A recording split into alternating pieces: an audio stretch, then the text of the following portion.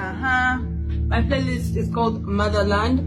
You can see name. Muwala wa Bobi Wine muyite munangate Shalom Namagembe abaddeko ko live naye muganda wange akoze listi wali n'atubulya munangate abayimbi abamukyamula okubadde ne Shiba Kalungi so ngenda kubeera nga mpikuzanyiramuko olunaku munangate olwa Father's Day lwatambwidde ddala munangate bulungi nnyo ku mikutu egy'enjawulo so ku mukulu Bobi Wine ngenda kubeera nga mpikuzanyiramuko maaso awo kwosa ate omuyimbi Spice Diana munangate Mr. Luzi kwosa ne mukyala we kye bamukoze bamuwadde munangate ebintu embuzi oh my god bibadde bingi nnyo bamuta Geminati nsinza ku Geminati yogi wabula kansoke nkutegeeze nti kasita obeera nga tonaba kulayikinga video ogirayikinge kwosa ate n'okusubscribinga kasita obeera nga tonaba ntanso munangate n'akatambi kano aka Shalom Namagembe mwana muwala ono kampasa era ng'ebiseera ebisinga nti nno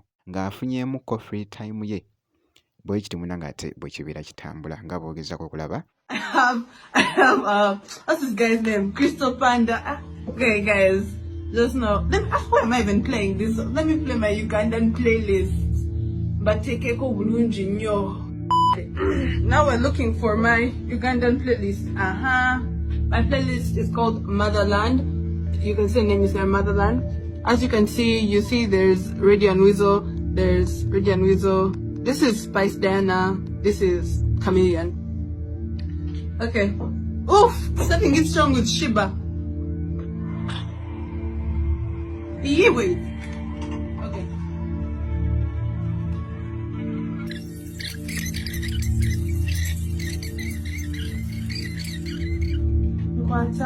Okay, I'm opening the questions again. That's enough dancing to Shiba, guys. But I'm gonna keep the music on. I don't know if it's too loud. Yeah, I'm sorry if it's too loud. I hope you can hear me though. What's the laziest month in your year so far? June and July, bro. I've been home on holiday for 2 months. We've been doing a lot of activeness because me personally, I've been working out every day of these 2 months. But June and July, I've just been chilling. But I had a school project I've been doing, so, you know, not that lazy. What's this guy saying? Okay, can you say hi in my DM if you... wabula mwana muwala ono watutumu nnyo munangate ku mikutu egy'enjawulo era nga abo abamwagala bavaayoko ebiseera ebisinga ne bamukolamuko ka AI. Good morning, time for school. On my way now.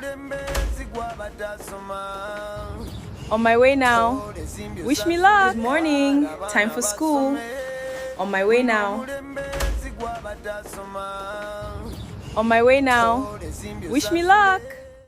Nga boogezaako okulaba awo nno kibadde kiraga nti nno ali ku kampaasi mwana muwala munangate Shalom Namagembe akavidiyo kano kabadde ka AI era kabadde kakutte nnyo munangate omubabiro ku mikutu egy'enjawulo ye Shalom Namagembe so ku lunaku munangate olw'abataata akatambi kano bakazizza abaana abaagala famire y'omukulu munangate Bobi Wine bavaayo ne bali posting obutambi nga buno n'okulaga nti no munangate famire eno bagipenda ebyensusso mu katambi ako Bobi Wine ng'ali ne famire ye okubadde n'omukyala Barbie Kyagulanyi mu katambi ako kabadde kakutte nnyo munangate vibe so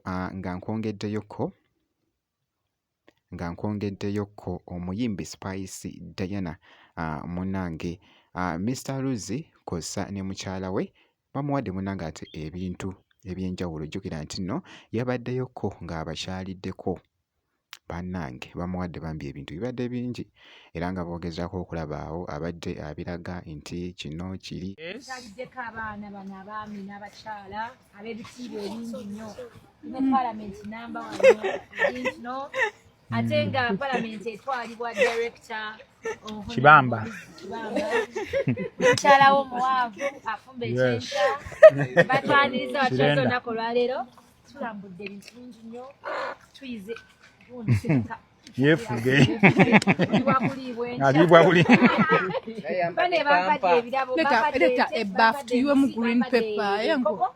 bampadde bino byonna bikolebwa wano ku famu Yes.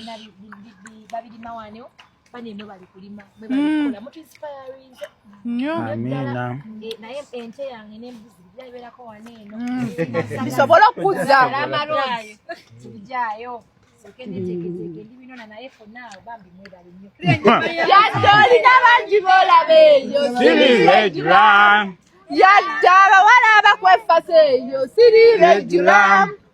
Yadde bamanye eriyo tali regular.